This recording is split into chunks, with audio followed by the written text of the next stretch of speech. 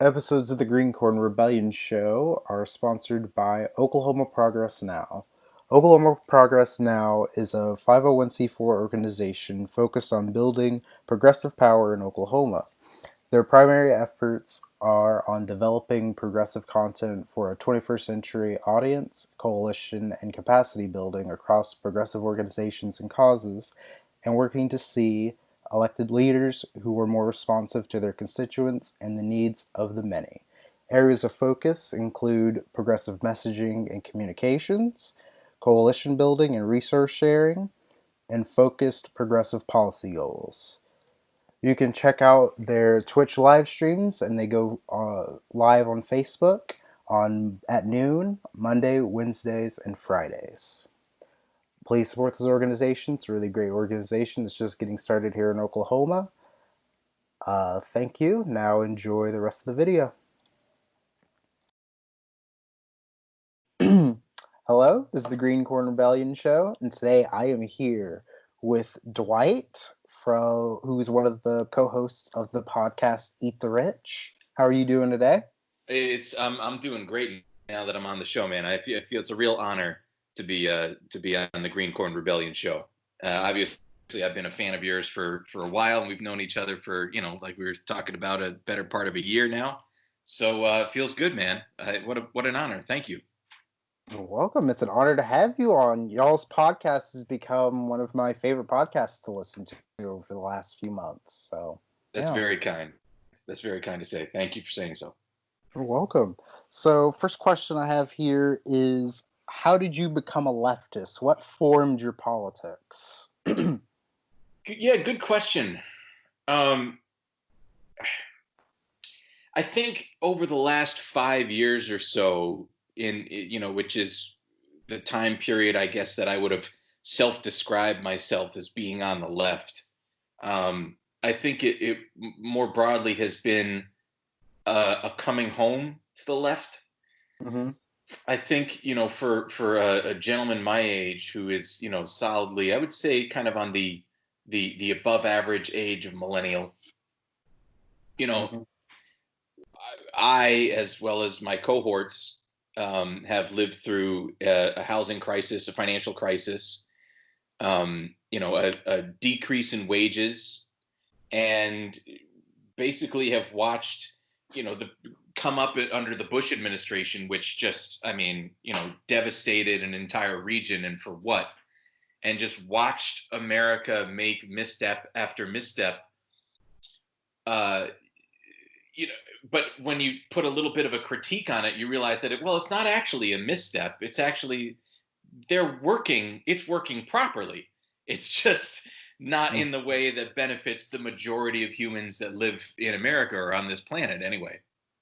So I think, given kind of my background of coming from a working class background, um, it was just kind of a no-brainer. I mean, my material conditions have more in common with those that have no or less than no net wealth versus those that do.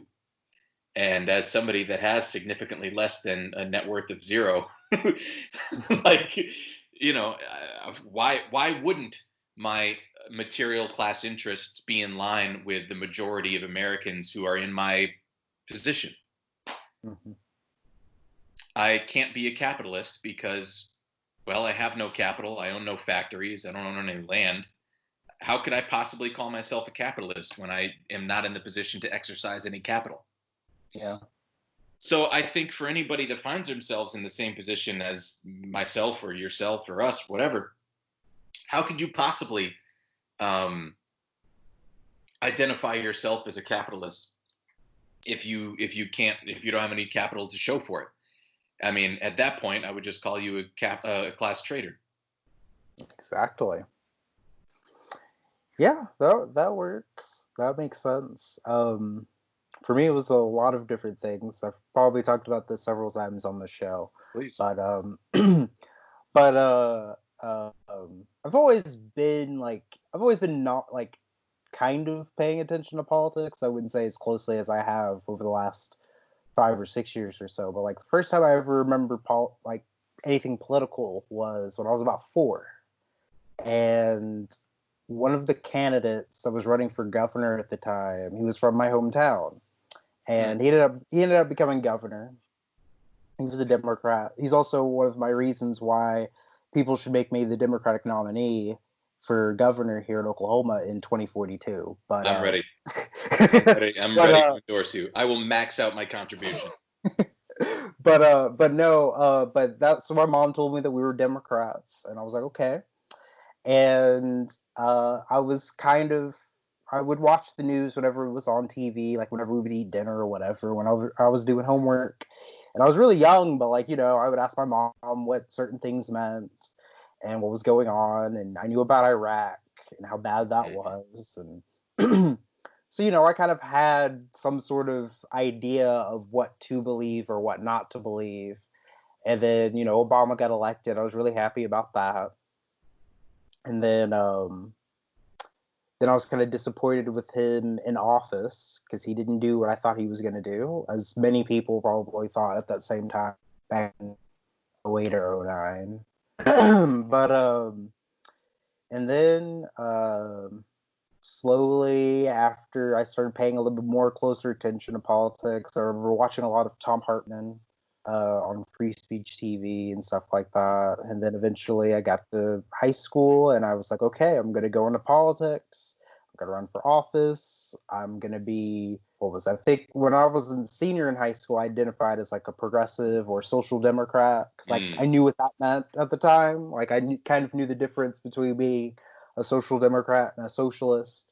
And I knew I was definitely at least a social democrat. And then I started a Young Democrats group at my high school. And then it died after I graduated, but still, it existed for a little bit. Yeah.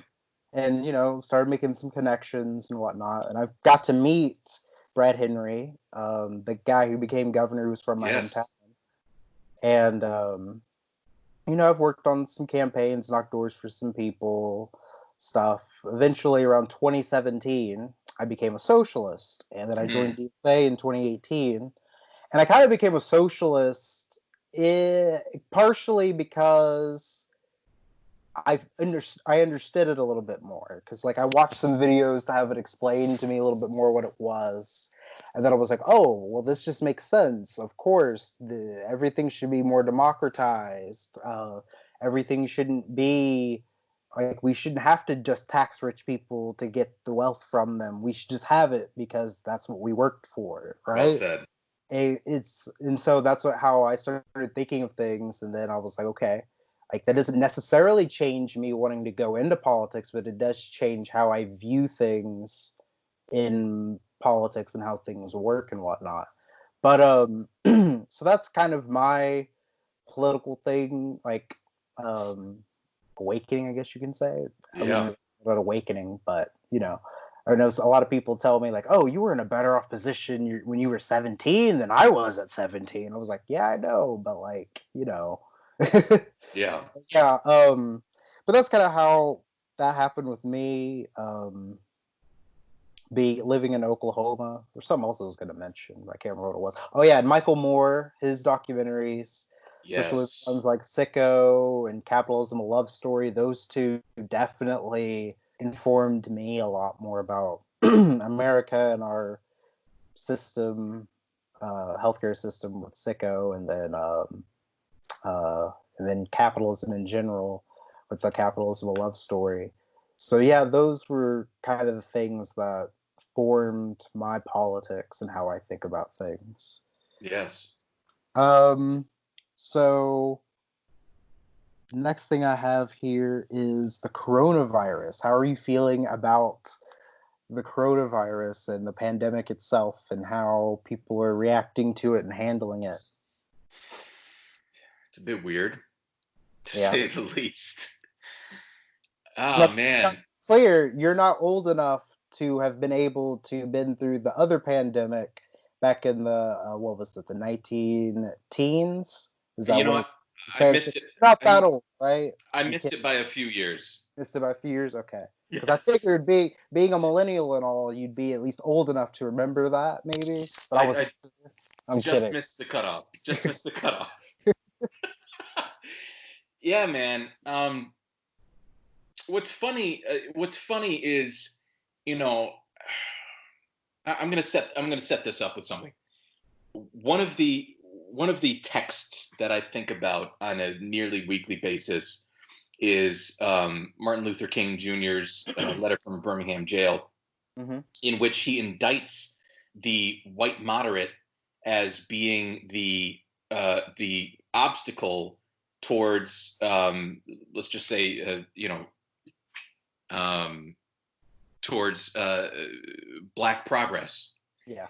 And I, the reason I bring that up is that I am noticing more white liberals, white moderates that are saying now, like, I just think that this is really exposing a lot of the bad things that are going on. And I'm like jabbing a tack into my thigh to like stop myself from screaming. Because I'm like, do you know how many people have been talking about the cracks and the in the foundation of America just for the entirety of America's existence? Mm-hmm. And so it's a bit frustrating, but I think this is an important moment to kind of harness that to harness that grievance on behalf of the white liberals, or let's just say broadly liberals, that are seeing problems in our political economy. Coronavirus is not a new strain of disease. This is something that's existed forever. In fact, if anybody were to pick up wipes, like kind of Clorox wipes in the beginning of the whole pandemic, you will notice that on the back of the directions of many of them, they cite as being effective against coronavirus. This Mm-hmm. is nothing new. It's just it happens to be a strain that has gone to a global pandemic and has been especially predatory on unhealthy populations. Yeah. And unfortunately, in America, we have an extremely unhealthy population of individuals. And what I don't like about American capitalism, or capitalism broadly, is that it stresses individual choice Mm-hmm. rather than uh, kind of collective action. And I use I don't even know if I've brought it up on Eat the Rich, but I use an example in my personal life when I talk to people.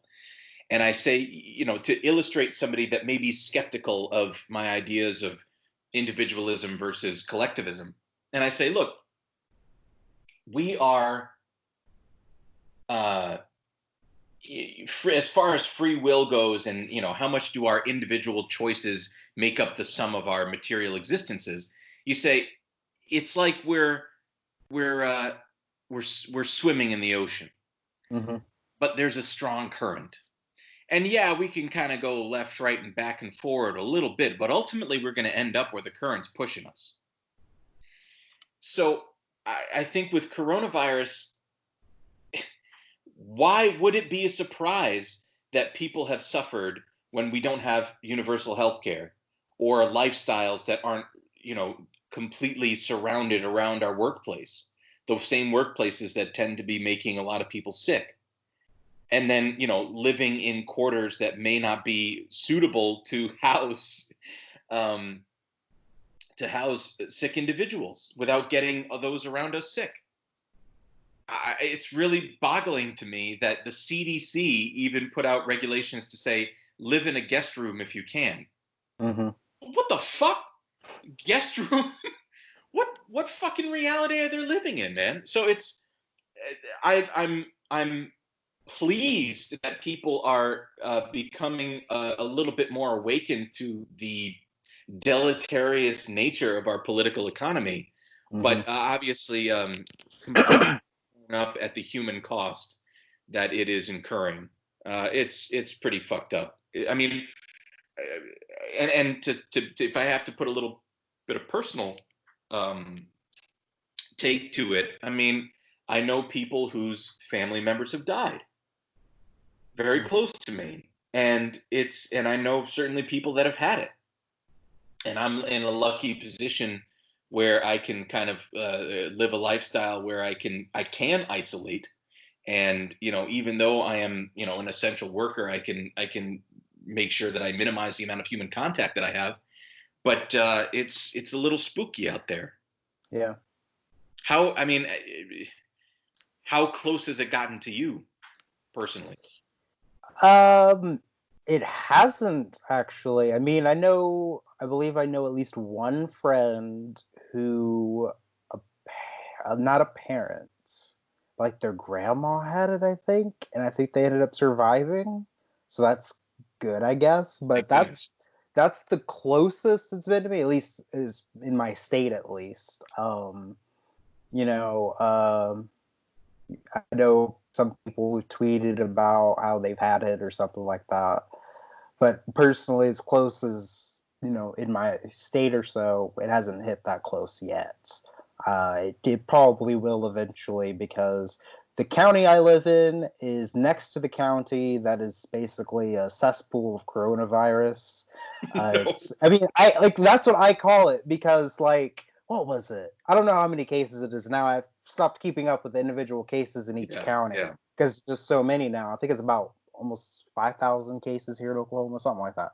But like, the first case was in Tulsa County, which is in the northeast part of the state, right? Mm.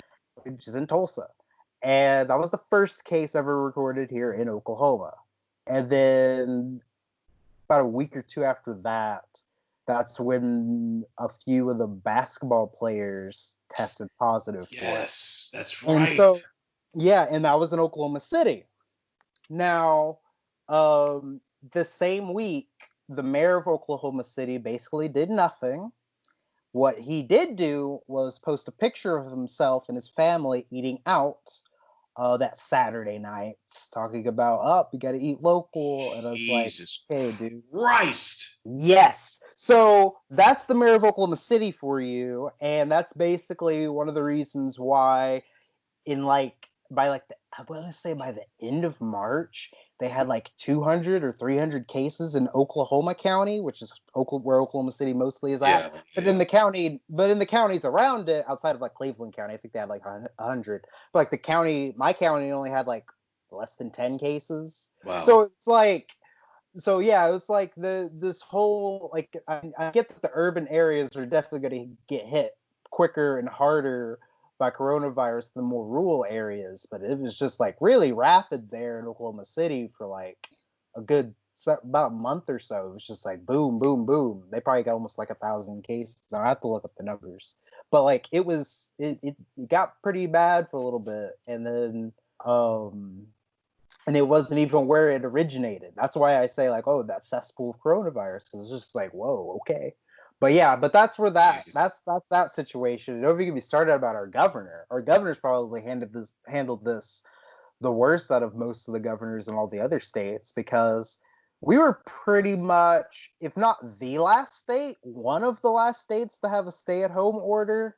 And Yeah. on top of that, he left open the essential workers and essential businesses to be very loose. Like, he included a lot of other things that most states didn't include to be essential to stay open. And so people criticized him on that. And on top of that, not even a month after he put out his quasi stay at home order, he already said we needed to go back to work and decided to reopen everything. Wow. So like so that's how it's been in Oklahoma. And that our lieutenant governor, he went to Florida for spring break with his family. And this was Unbelievable. exactly. So Unbelievable. proving even further that like this whole thing with the coronavirus, it's proved to me that Republicans don't just not care about everybody else. They also don't care about themselves either, because Republicans tend to not be taking this very seriously at all. Like, I've been to Walmart a few times within the last couple of weeks, and like Yeah. maybe only 1 in 10 people are wearing a mask. It's just kind Oh of, my God. it's pretty scary. Like, it's something interesting to watch, and then seeing some of these businesses like go ahead and reopen. It's just bad. It's just ooh. it just makes me like it'll be like one day out of the week I'll have panic time where I'm just like, oh my god, we're all gonna fucking die. Yeah. But Yeah. like it's bad, like it's really bad. And then on top of that, we have this issue where tons of our rural hospitals have closed. So when it does hit What rural the fuck? Oklahoma, it's going to be absolutely terrible. Like I wouldn't be surprised if we've actually had more cases than have been reported because testing isn't that widely available either. So if we do get a lot of cases in rural Oklahoma, they'll probably go untested and undiagnosed. I'm And sure you're then right. exactly, and it's just like it's really like a worst case scenario type of situation to even think about. And then our governor, we were there was a ballot petition to have a ballot question to expand Medicaid because of Obamacare. The Yes. Republicans here decided not to do it for like the last 10 years or so. So it's going to be put on the ballot. And our governor took forever to decide when he wanted to put it on the ballot. So it's going to be on the ballot in June. So on top of that, the state Supreme Court waived the notary requirement so we can do mail-in absentee ballots because used to Amazing. you'd have. So that was good. They waived the notary requirement because it's seen by most people as a unnecessary thing anyway. But our state legislature went ahead and said that you have to pass a bill saying that you have to have a photocopy of your ID mailed in with your ballot in order to show further Oh proof. my god. Exactly. How that? And, Where the hell would I find a photocopier? right? Like I was just like, this is insane. And then, but the fun part about this is that my state senator argued on the state Senate floor that voting is a privilege, not a right, and then cited the 1965 Voting Rights Act in I order was just to gonna say, to like that's a voter ID law. yes, Like that's oh god, it's like a poll tax. it That's is. straight up fucking unconstitutional. I hope Yeah, you don't mind if I swear on your program. no, you're good. Okay, appreciate it. But no, it's like Oklahoma is just so terrible. Like Oh it's one of boy. those moments where it's like, oh, we knew we were bad, but like, come on now, this is just like atrocious. Like it's worse than usual. It's just oh, and it's funny because uh, I just think about how like people are talking about Cuomo and how he's handled New York pretty poorly during the situation. He's done like an inch better than my governor. Like Yeah. an inch better. Like I will say an inch. Like literally an inch. But oh, what is it? But I think I made a tweet the other day saying that if my governor was like mayor of New York City or something, like half the fucking city would probably be dead right now. Because it's just Oh like god. it's so terrible. Like Yeah. our Republican Party here in Oklahoma is just like probably the worst in the entire nation in terms of how they govern the state and operate. It's just terrible. I gotta say, if I'm not mistaken, and I would out of respect to you and the listeners, I won't look this up right now, but I will cite this. That I'm pretty sure I learned from Richard Wolff that Oklahoma had, and this was of course like in the labor movement in the 30s, 40s, something, Hmm. had the largest amount of socialists elected to the state legislature of any other state. I'm not sure on that. I've heard something similar to that before. Largest percentage of the vote maybe in that one of those elections. I'm not sure, but I do know that our Socialist Party here during that time was very active. Yeah. I'm not sure about the that part of it though. I don't want to dwell on it right now because I know we're live, but We're not live. We're not live. I oh can well, I mean, go ahead and look it up if you can. this Red Oklahoma. There's a bunch of stuff. There's a Jacobin thing here. There's something on Marxist.org. Hmm. Anyway, I can look it up later. Long story short, I wouldn't doubt something that Richard Wolff is saying because he is my Yeah, God King. yeah. But a fun fact about Oklahoma history, there was a guy who was governor around this time, about 1920 something, somewhere in there. He was a Democrat named Jack C. Walton, and he was like a what we would probably call a social democrat at the time. But like he was only governor for like less than a year, and he got impeached and thrown out of office by the state legislature because he wanted to suspend habeas corpus in order to go after the Klan. Oh my God. So like that's like the coolest thing any governor's ever done in any state. I was like, what? Like that's kind of cool. Like like back then too? Like that's like it was pretty cool. Hell yeah. There's some interesting things about Oklahoma State history from way back then. Especially when you're talking about like the Democrats back then, because you can easily see like I've always said to people, like the Democratic Party is one of the like weirdest parties ever, because it's always had these two factions that have been completely at odds with each other and make absolutely no sense why they're in the same party. And even back then in like the 20s and the 30s, you had like leftists who were like anti-racist and were trying to do good things for people, and then you had like the Klan literally and on the other side, on the other side. It's just like it's so weird to me. And then when you look in the 70s, you had George Wallace running for president at the same time as what's her name, the black woman, shit, I can't remember her name. I think you probably know who I'm talking about though. I'm not Shirley Chisholm. Yes, that's her. Is Shirley it? Chisholm. Yeah. Okay, They yeah. they were running for president as Democrats at the same time. Right, So right, it's right.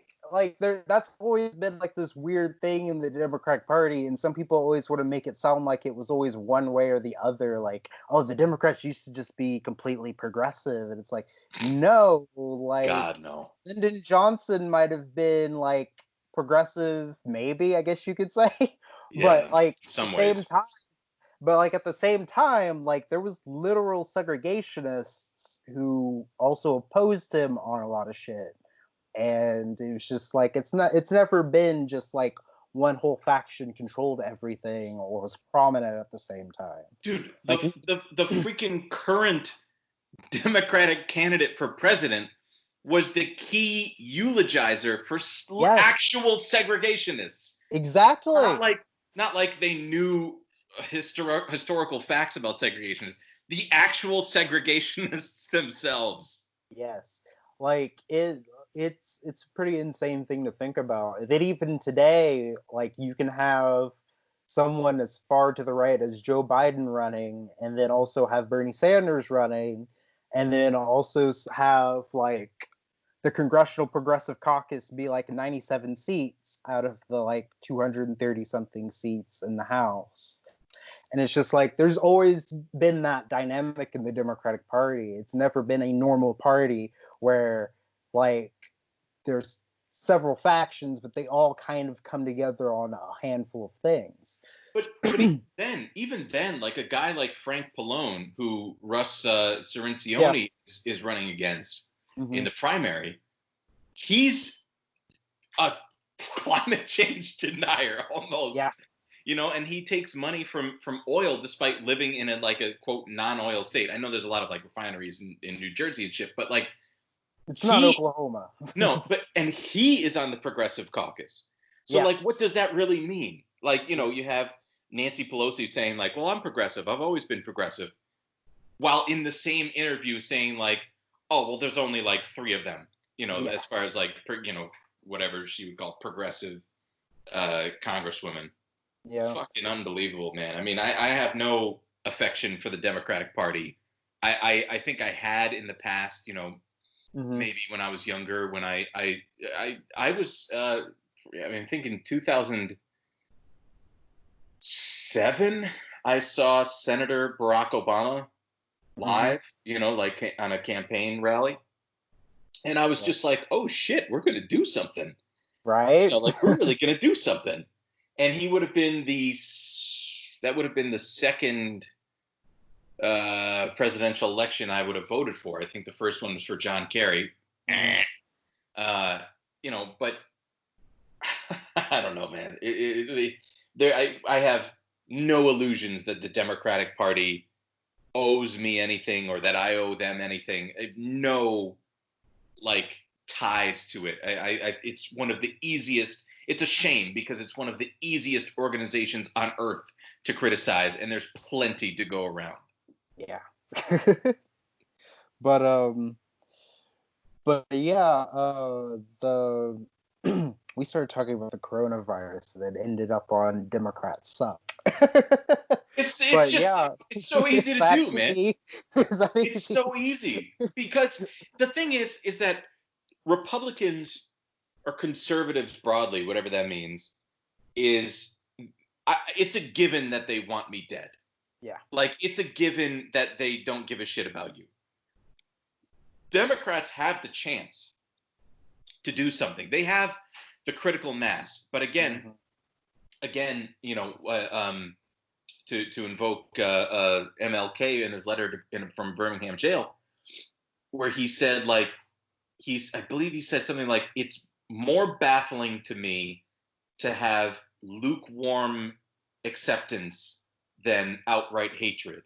He's like, I get the outright hatred from the Nazis or whatever, Yeah. and the Klan, but he's like, I don't understand the lukewarm acceptance. And I think he said something like, that say, yes, generally I sympathize with your cause, but not now, not time to upset the system.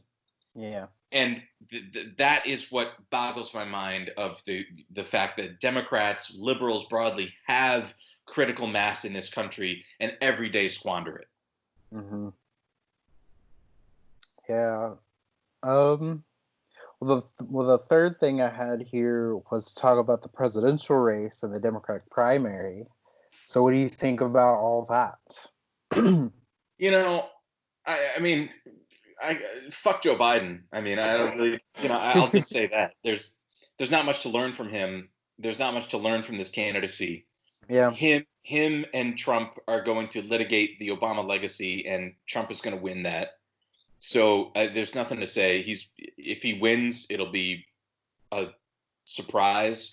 But I've already consigned the fact that Joe Biden would lose to Donald Trump, 18 months ago. Mm-hmm. I think if we had to, like, and I haven't done a post-mortem of the Bernie candidacy, but, like, I think what sucks about Bernie's movement now, like in this moment, post presidential race, is a lot of that has kind of fizzled out because Bernie Sanders, who had been the figurehead of the progressive labor movement in the United States, ultimately, he's a senator. Yeah. He's a sitting senator who caucuses with the Democrats. So all of that grievance, he was just like, well, let's put it aside for now.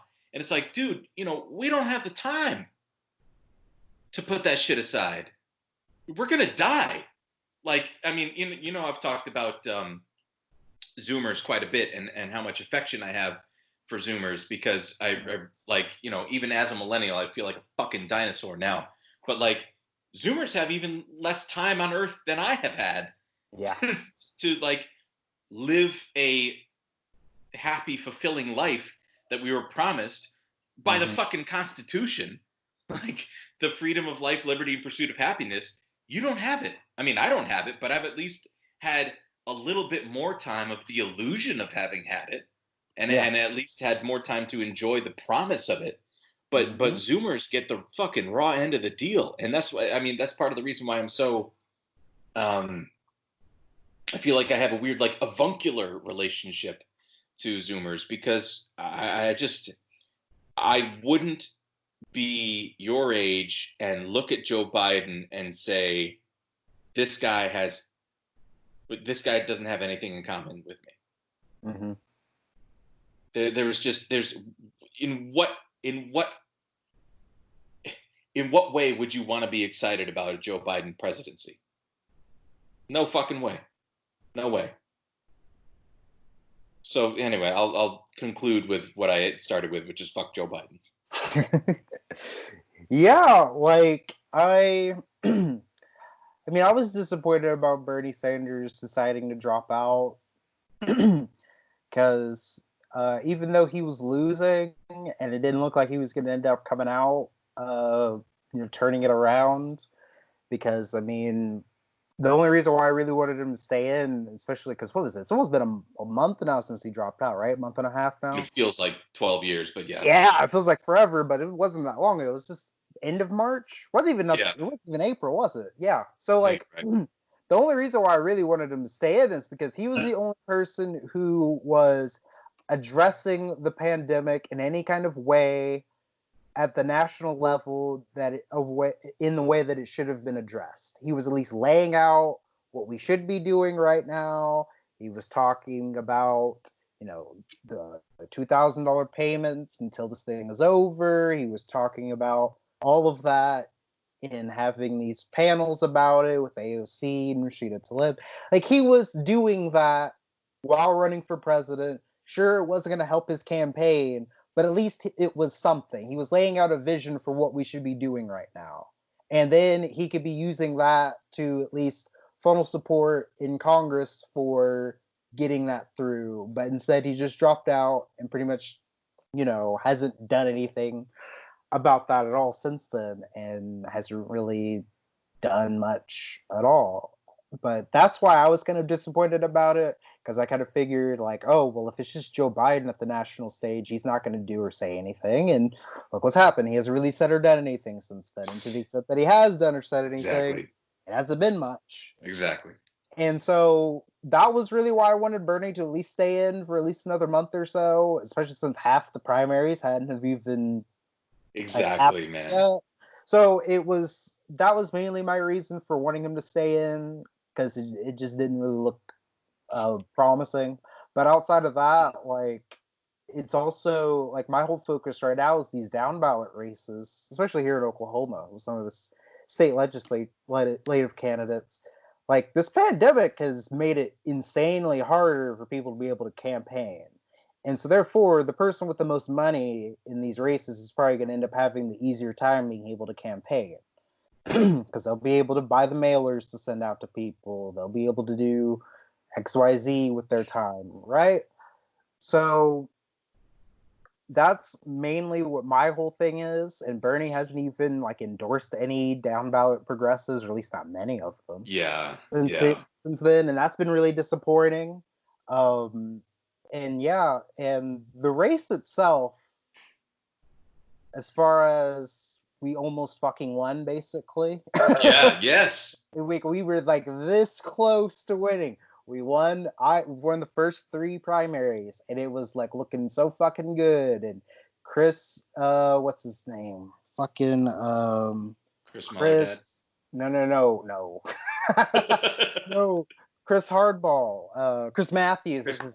Chris Matthews was having flashbacks to what is it? The 70s, when he worked on the McGovern campaign or some shit, and he was afraid he was going to get beheaded and all this shit. Like, that was some crazy. That was fun. Now we can all agree that was some fun shit to watch on MSNBC for a good couple of weeks there. Oh, man, I still like that. I still like it. Right, like that was like the best part of the whole entire campaign, was like, oh, we're winning, like this is happening. And then South Carolina happened, and then Super Tuesday happened, and this was like before the pandemic really hit, because I got to vote in person, and that was so crazy, because like that was just 2.5 months ago. That feels like 10 decades ago now, but like that was the last time I got to vote in person. It was the March 3rd, I think, was that day. Wow. And by 2 weeks afterwards, it felt like it was like a month or two ago, because I remember I don't know what it was. I think it was spring break or something. And I think it was spring break. And I was thinking about when I voted on Super Tuesday. And I was like, wait, that was just 2 weeks ago? And I had to look at a calendar too, because I was like, no way, that was just 2 weeks ago. Right. And then I looked, I was like, whoa, that was just 2 weeks ago. What's going on? But no, we almost won, and that was a really great moment in time. Like, I never felt any more positive in life ever in the last 4 years, other than that moment, about literally anything. But yes, like, and that's a moment that I wish we could have held on to a little bit longer, but before this entire clusterfuck of whatever the fuck has been happening in the world over the last 2 months. Yep. But for the future, I really don't know. It just looks kind of bleak in a lot of ways, especially just with the pandemic. But I've been focusing more on local races and stuff like that, and down ballot races, and trying to help those candidates, because I don't necessarily think it's a done deal with this presidential election. For all we know, enough boomers could die off in order to make sure Biden gets elected, Oh, or not only boomers get out and vote, and then they end up dying after Trump gets reelected. So I don't know. I mean, like Jesus, I it's know. kind of in the air. It doesn't look promising either way, but like that's my thoughts on it right now. Yes. Third thing I have here is music. What kind of music do you listen to? What have you been listening to lately? What did you listen to as a kid? All of that. Buddy, I gotta be honest. This is well, I was waiting for this. I was really excited to talk music with you. Even though I mean, it's funny because I know that you and I have some musical tastes that overlap quite a bit, Yeah. and there's quite a lot that. Well, I guess I'll set it up with this and say that I'm a musician and I've been playing music since you know What do as you long. play? So I started out as a drummer, Mm-hmm. and I played drums up through kind of, let's say, till the end of high school, until it became, I had gone to college, and I had not been able to take my drum kit with me. Of course, I love every time that I do get to play it, but I started out doing kind of like rock drums, metal drums, and then fell very much in love with jazz drums in high school, and just just really fell into jazz, through that, and I've always been a jazz fan. But since then, and since kind of when I was 12 or 13, I'd really picked up guitar quite a bit, and was very fortunate enough to get my own Fender Stratocaster, my American Strat, and that's the only electric guitar I own, and I can't really see myself ever getting a different one because it fits me so perfectly, and I absolutely love the tone that I can get out of it. And I play bass and piano, and I play mandolin because I'm really into bluegrass. I can kind of do a little bit of banjo, not very great on the Scruggs style, but and sing. But uh, so musical influences very much through my folks. I mean, there was always a lot of jazz and a lot of kind of like progressive music. And then the Beatles was really like the foundation of my musical understanding. And I will always love the Beatles. I love the Beatles. I love the Beatles albums. I love the solo Beatles albums that had come after that: Paul McCartney, George Harrison, John Lennon. I know exactly 3 Ringo Starr songs. um, and I think there was just like a lot of kind of like jazz and progressive music that I had just absolutely been enraptured with, and to be honest, only really appreciated more now Mm-hmm. that I'm older, that I've gotten into it. I mean, today, the date of our recording, um, is Stevie Wonder's 70th birthday, and I had made a post about this on Twitter today, Mm-hmm. and I was like, I might share some of my favorite Stevie Wonder songs. And then I was just like, hey, everybody, just listen to Inner Visions, because that album just, I mean, it changed my life when I really got into it. Of course, I knew some of the songs when I was younger, but once I had gotten older and really was able to listen to the album in its entirety and understand what it's about, with its social messaging, and the fact that it's a fucking dope album regardless, Mm-hmm. it just changed my life. Um, so I mean, but it's weird, like I guess as a kid, if I had to think about my early adolescence, probably some of the bands that influenced me the most that were current at the time, aside from, I guess if we have to go like in the 90s, I mean, Nirvana, Alice in Chains, Mm-hmm. Pearl Jam, Soundgarden, Stone Temple Pilots, those were contemporary that really just like, and I still listen to those songs and think like, fuck.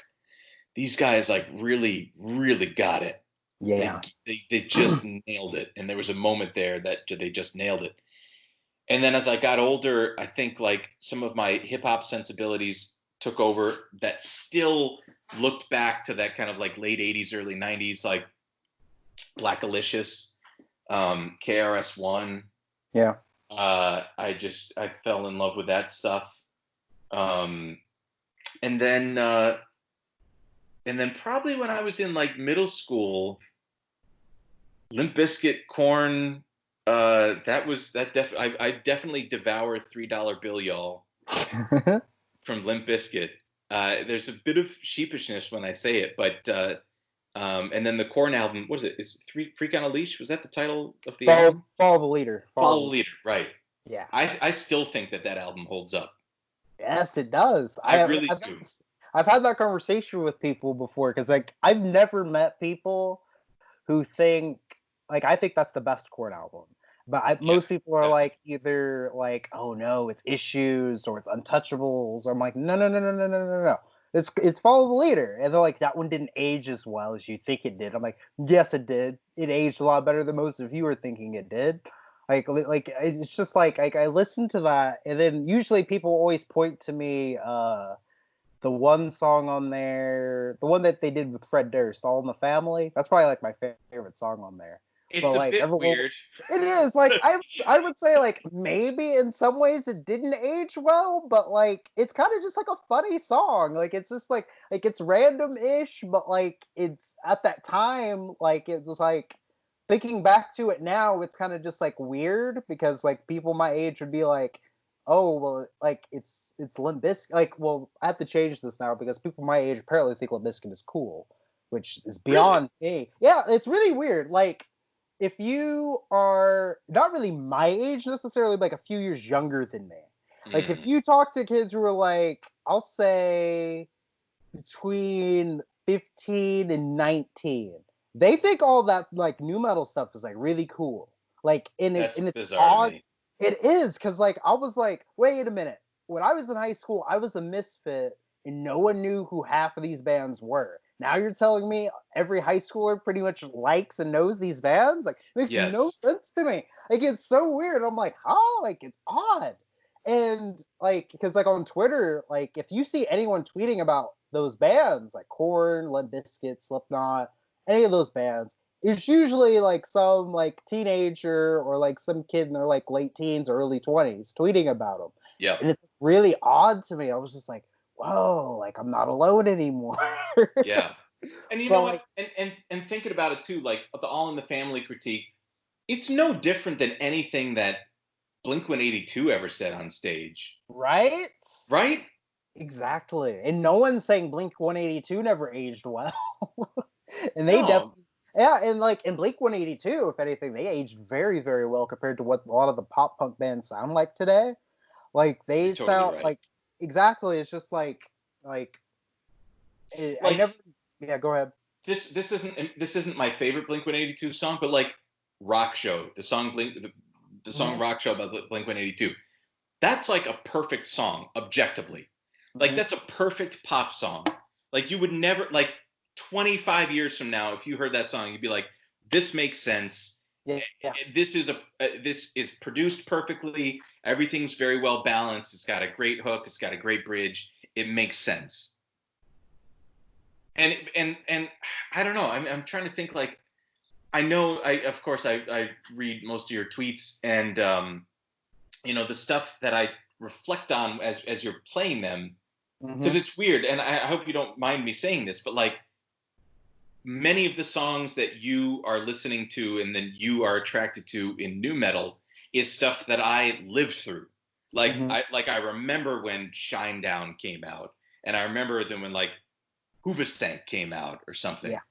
Yeah. Oh, by the way, you know what's a fucking outstanding album that I don't think gets enough credit is System of a Down's self-titled album. Yes, that's a good one. I think that's probably at least their second best album, honestly. It really just like that. I remember hearing that for the first time. I think Sugar. I remember seeing that on MTV. Yeah. And I was like, oh shit, this is something different. Mm-hmm. And then when you listen to the rest of the album, especially I think the first song is Sweet Sweet Pea. Pea. Yeah, that's one I of my was favorites. By like, whoa, this is fanatical. In fact, I think I remember seeing an interview with Rick Rubin mm-hmm. where he was talking about how he attended a System of a Down show in probably somewhere like the mid to late 90s in LA. And he was like, it was fucking mania in there. He was like, it was wild. But if you listen to it, like the Armenian influence, I don't know why, but Armenia has always been a place that I've really wanted to visit. But like the Armenian influence is so prevalent. And no, not a lot of people talk about this, but another Armenian American band that I don't think gets enough credit is Apex Theory. Mm-hmm. Very cool. But yes, System of a Down. I'm trying to think like what other albums of that era. I don't know how much of Uh, an Incubus fan you are. I like some of their stuff. Like I have their first, not their first two. I have Science and what's the one after Science? Not Morning View, but the one before Morning View. Make Yourself. Yeah, I have those two CDs. I like half of those albums. Like I'm not a huge Incubus fan, but they're a really good band though. I'm going to say something a bit controversial on your show. Say it. I don't think. I think Incubus would have been a better band without Brandon Boyd as a lead singer. That's bold. Why do you It's think a. that? I just. I think it's a few things. Part of it could be a bit personal because as a kind of like instrumental musician, I tend to kind of prioritize last lyrics and kind of vocal tone and stuff like that. And when I listen mm-hmm. to a song, I end up really listening to like the rhythm and the melody more so, and appreciating that more so than I do the vocalist. But Mm-hmm. I just was never really convinced by him. I don't know, like, and that's not to say I loved Science. Yeah. What was their first album? It was like, Fungus Among Us. yeah, oh my God, Greg, that's so long ago. Jesus It was Christ. 95 when that came out, I think is what it was. Yeah, yeah, yeah. And it's funny, if you another band that I was a big fan of was 311. Yes, they're really good too. I think they're If I'm better not, than Incubus, honestly. yeah, if I'm not mistaken, the Blue album, the 311 self-titled album, Yeah. came out in '95, the same year as Fungus Mm-hmm. Among Us. Yeah. And if you look at I love like that one. I love that one. how different, I'll tell you this: when I was a drummer and that came out, and I heard that for the first time, Mm-hmm. I remember listening to Chad Sexton is the drummer Yeah. for 311. I remember hearing that and I was like, oh, I'll never be able to do that. Like this guy has really got something. Yeah. And so but and then even getting into the earlier stuff like Transistor and Music and stuff from 311, I was like, wow, this stuff's pretty good. Yeah. 311. I kind of had like a little phase where I was listening, like the summer of 2015, before my senior year of high school. I had bought that CD, like used from Hastings in Ada, Oklahoma, Oh, wow. and I listened to it like all the time that summer, and it's really good. It's probably like I tried to get into some of their other albums, but I couldn't really get into them. But like I loved every song on that album because Yeah. every song on there is just perfect, Yeah, every song on there is perfect. especially Purpose. Yeah. Even though it's so short, it's just perfect. It's a Just great song. and but yeah, 311's really great, and then Incubus was one of some of those other bands. Were you ever into Sugar Ray? Not anything outside of kind of their main hits. Yeah, I never did. I wouldn't know any of their deep tracks. Me And, either. Yeah. and I guess if I had to think about the original question too, and what other musical influences had a big influence on me, a lot of Jamaican music. Mm-hmm. I kind of try to listen kind of to some of the newer stuff like Alkaline, and it's cool. It doesn't capture me as much as stuff from like 70s and early 80s dance hall. Sister Nancy, Eka Mouse, Barrington Levy, Yellow Man, Tenor Saw, I mean, that stuff, Sugar Minot. I mean, that really changed my life in ways that I didn't think it was going to. I mean, it really made a big influence on me. And Desmond Decker too. I mean, the Mm-hmm. early '60s like ska stuff. Um, even like one of my favorite Bob Marley songs. I like Bob Marley. I don't listen to Bob Marley all that often, but one of my favorite songs of his is that's quite early is One Cup of Coffee, and that's Mm-hmm. like a really solid ska song, like first wave ska that I really enjoy. Obviously, Toots and the Maytals as well, but more so Desmond Decker. I mean, that stuff really had a big influence on me and my musical sensibilities, I suppose. That's cool. And what's your favorite Limp Bizkit song? Pollution.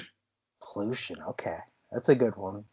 That's a real good one. Because it's, if I'm not mistaken, it's the first song on the album. Yeah, right after the intro. Yeah. Yeah, and I remember like putting on that album for the first time, and it just hits you in the face with that song. I was probably in, I don't even know, seventh grade or something like that, Mm-hmm. and that I remember listening to that, and I was like, oh shit, this has some energy, and that was, Yeah. I thought that was so cool. Yeah. My Oh wait, favorite. hang on, I'm sorry. Yeah. I might, if I had to put a critique on that as well. Mm-hmm. Um, oh Jesus, what's it called? Just think about it. Rearranged. Rearranged. Yes, that's a That good one too. that is of, unironically, I think that's actually an objectively very good song. Yeah. Outside of the genre itself, I think that's a very good song. Mm-hmm. My favorite Limp Bizkit song is Boiler. That's on Chocolate Starfish. Um, and then my favorite song on $3 Bill, probably, I don't know, maybe Stinkfinger. Or That's no, good. Faith. Either Stinkfinger or Faith. Really? Probably Faith though. Yeah, because I really like that cover of Faith. Like I'm one of those people like if there's a cover of a song that's like a metal cover, I'll probably prefer that cover over the original. Yeah, yeah, yeah. so like so like with Faith, like it's kind of a silly, like they never really like originally played it as like a serious cover. They used to just play it in shows before they were signed, but people really liked it. So they ended up putting it on the album. But I think it's really good.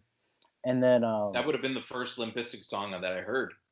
yeah, oh and what else is there? There's you remember the band Seether? Oh wow, yeah, I do. So they have a cover of the song Careless Whisper, which is also a George I Michael song. love that song. And I like their cover of the George Michael song as well. It's weird that there's like several covers of metal bands doing covers of George Michael songs. That's like an obscure thing to me. That, probably to us, but for like Gen X or whatever, or boomers that would Yeah, have grown up listening to George Michael, I think it would probably make sense. I mean, yeah, surely the members of Limp Bizkit and probably the members of Seether are members of Gen X. yeah. They're Xers. Oh And yeah, so that would have been something that they grew up listening to. So it's not totally outlandish to me, although Careless Whisper is in itself a fantastic song, yeah. which It's a good song. I love very much. Yeah. Um, But yeah, but a lot of those covers from back then are of different new metal bands and metal bands doing covers of songs. Like there's the Shock the Monkey with Coal Chamber and Ozzy Osbourne. Wow. There's the Shout cover by Disturbed. And oh, one of my favorite covers of all time is Enjoy the Silence. It's originally a Depeche Mode song, I think, and Really? it's by Lacuna Coil. But also Breaking Benjamin does a cover of it as well, Oh and both my of the God. covers are really good.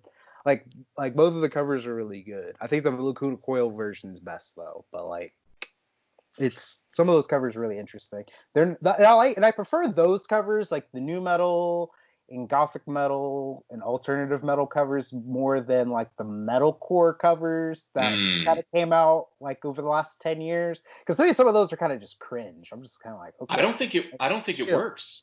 Like I think sometimes it does, but like sometimes it doesn't. Like it's just like like you probably know some of the ones I'm talking about. The ones that happened like around 10, 15 years ago with some of like metalcore, deathcore bands doing covers of like pop songs. Yeah, Like there was a definitely. Soldier Boy cover that some band did. I don't remember who it was. And it's just Ugh. like some of those are just like cringe to me. I'm just like, y'all shouldn't have done that. Some Yeah. of them work, but some of them don't. Like this band called I Prevail, they're like pretty big now. But they started out with a cover of a Taylor Swift song. Really. And and I thought like whenever I heard it, I didn't think much of it. I was like, oh no, this is trash. This band's not going anywhere. And and then like I stopped paying attention to like mainstream rock radio, and then I started paying attention within the last year or so. And this is like a really big band now. So apparently that cover paid off for them. I was like, okay, never mind. I'll shut up. I don't know what I'm Yeah. talking about. It's funny what you're touching on because I've noticed that I don't feel that much of a stranger to the music that the kids are listening to. Yeah. Like I end up like a lot of the songs that the kids are listening to, I kind of end up hearing because of like my peers or whatever people that work with children and whatnot. But like even on TikTok now, Yeah. like they'll do stuff, and I'm a huge fan of TikTok. I think it's great, and frankly, I feel like a freaking dinosaur on Twitter comparatively. But Yeah. kids using uh the audio tracks from like Nirvana songs, like "Come as You Are" and Mm-hmm. "Smells Like Teen Spirit." I'm like, it's odd to me that they're reusing that stuff. Yeah. But I guess if we're critiquing the stuff that we've already said on this episode, that like how is that different than Limp Bizkit doing a George Michael cover? Exactly. Yeah. And that's the other thing about TikTok, because I've been on TikTok a lot too over the last few weeks. And that's the thing I've really like that's really opened my eyes to like the kids younger than me and what Yeah, they're listening to.